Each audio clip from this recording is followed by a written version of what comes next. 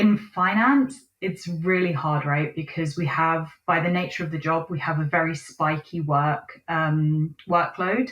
So if it's reforecast time, if it's budget time, if it's month end, we're kind of running at 100 miles an hour.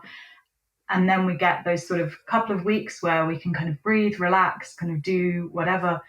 And in terms of actually dealing with that from a kind of stress management standpoint, it can be really tough, especially if you have anything underlying in terms of mental health conditions that's going to be exacerbated by that kind of work pressure.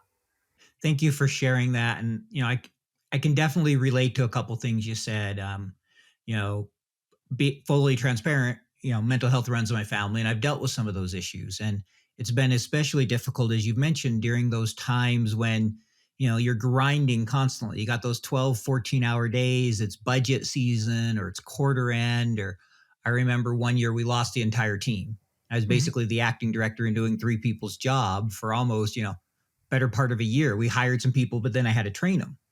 And I remember that just the stress and the burnout, it can really make you go, wait, why am I doing this? You start to Mm-hmm. question, and I think, Stephanie, you mentioned a little bit of some of that burnout. Maybe talk a little bit about, your finance experience and, how you manage that burnout and what made you decide to, go a different path. Yeah.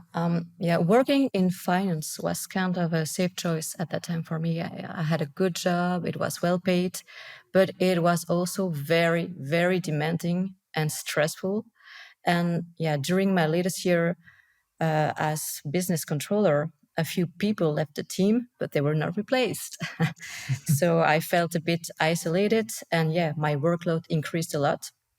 And I'm a perfectionist. So pressure also came from within. Mm-hmm. And I also became a mom at that time.